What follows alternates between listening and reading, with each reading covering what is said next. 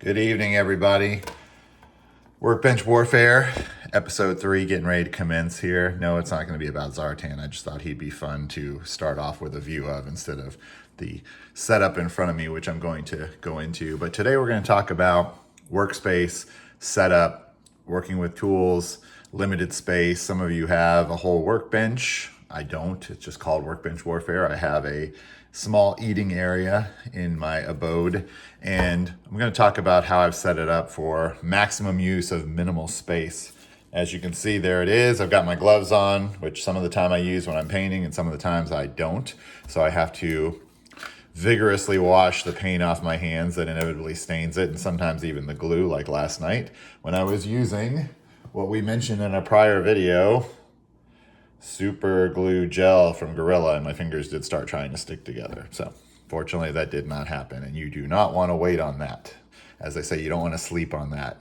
So going to start with from left to right. I always keep some acetone nearby. That says brush cleaner, but that is where I put my 100% acetone, and we'll put that in a small dish or shot glass like we have over here to clean brushes out, because the water just doesn't do it. The water in this cool little Citadel cup that has grates at the bottom to rake your brush across, and then the little lines, dip it off. You've got a little rest here where you can, and I'm a lefty, so some of you may do it the opposite way, but I work left to right. So I'm going to basically select my brush from here, depending on the progress. And so for this gent right here, Zartan appearing to be wearing a Viper vest, but no, that is not a Viper vest. That is his motorcycle vest that he is going to wear when riding his customized motorcycle. This is his helmet, which we'll come back to what that's on and where that is. So that's going to be something where when I put some accents, that's going to be a smaller tip brush. So something like that's not going to do it. Maybe something like that. And the only thing I keep in here besides the brushes are a black paint pen, which really comes in handy, and I think it's starting to get low. And then I always open the wrong side 100% of the time, a chrome pen.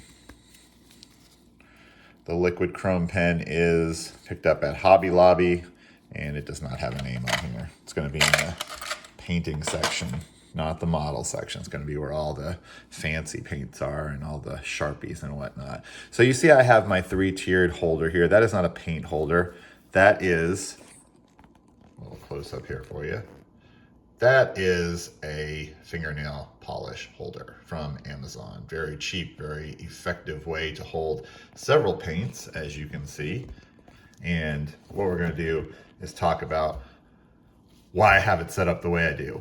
Now, I keep a lot of primary colors that I'm going to use, which is washes, certain browns, warm brown, light umber,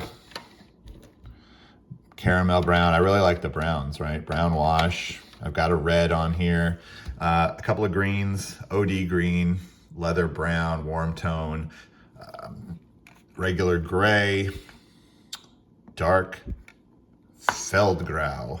That is from a war paint set that was World War II colors, and it's actually pretty cool. It's what gave me this rust color, which has come in handy. And then on the bottom, we have some Citadel paints. And I should have turned them all out to face you so they'd all look pretty. These are some of my favorite and most often used.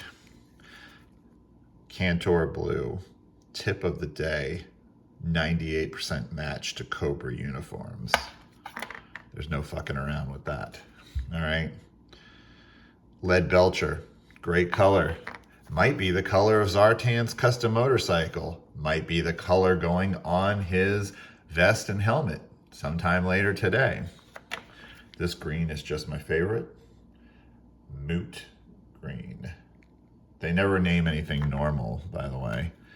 Let's see, they have Iron Warriors as a base color. And what the cool thing about Citadel is you have colors that are your base, you have colors that are your layer. So recently I did a custom where I started with rust, and then I layered on this scrag brown. All right, some other things up here. You notice I have Q-tips, with a special variety. I've got little tiny ones for both painting small areas and cleaning up paint from small areas. Then I've got point tip on one end. You're gonna get these in the makeup section of your grocery store. I will often pull one of these out, throw it in my mouth, get it a little wet, and wipe off paint. You gotta be careful though if you have a used one, because then you're gonna get a mouthful of paint, and that's unpleasant. Toothpicks, great for applying glue to small areas, great for applying paint to even smaller areas, so I keep those in there. Clear nail polish, stinky to be damned, but great for tightening a joint, especially in all those Joes we get with the terrible ankle joints that do not work worth a damn, and you set your figure up and he falls over on his face. So, also, we have, for, you guys know I love tattoos and overlays, we've got Microsol, which you brush on to help it fit into the contours of a figure. I don't think I have anybody, yes I do, I have somebody nearby that I can show you. You don't know who this character is yet, he hasn't debuted, but we'll see here. He has on the back of his tricep, on his forearm, on his neck. I wonder what he is. Oh snap, he's a dreadnought. What's his name? You want to know his name, don't you? That's Chains. Obviously, he's got chains on his vest. We're gonna have a video on him at a later date, but I just wanted to show you the overlays. And then micro set, kind of as it says, helps it set in, helps it solidify, dry, etc. And then of course, if you really want it to set, you spray it with some matte finish. I do have one of my glues up here with my cockeyed cap because it doesn't go on very well. I have my nice clean board. Look how clean it is on that side because I don't use that side. This is good for cutting on. I don't use the measuring at all whatsoever, so I can't really speak to that. I keep several of these on hand. You see I have some black paint in there, so when that dries, I can throw more black paint in there. And I'll be honest with you, once all 9 holes are filled, I go ahead and throw it away. That's what she said. All right, thumbtack. Good for fixing glue when the cap glues shut.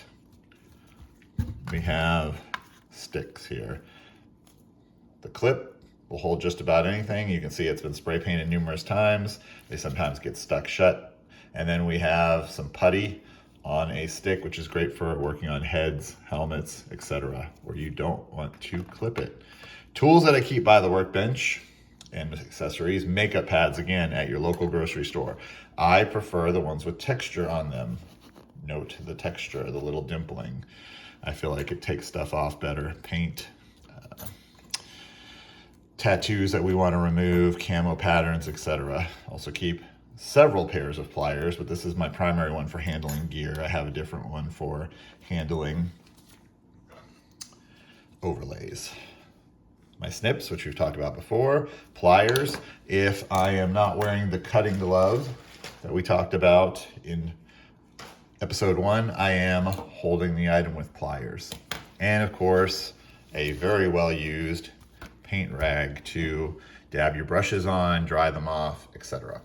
So, and like I said, gloves. I get these at the automotive store. I used to get them from a online supply store when I wore them in law enforcement, but now I just need about 12 pairs to get me several months. It's great to wear if you're holding something and spray painting, because you will get spray paint on your fingernails and inside of your pores of your skin. Not fun. So basically, have a good setup, have something you can set up and take down. This is a place where sometimes we have to entertain someone or eat and enjoy a little fellowship ourselves. So all this comes down. And real quick, pan over the bonus content, the hobby cart, which is a mess. So we're not going to explain it, but tool bins, top shelf, middle shelf, bottom shelf, mostly spray paints. I thank you guys for tuning in. Look forward to making episode 4 of Workbench Warfare, and we will tease that before the next Sunday Fun Day drops.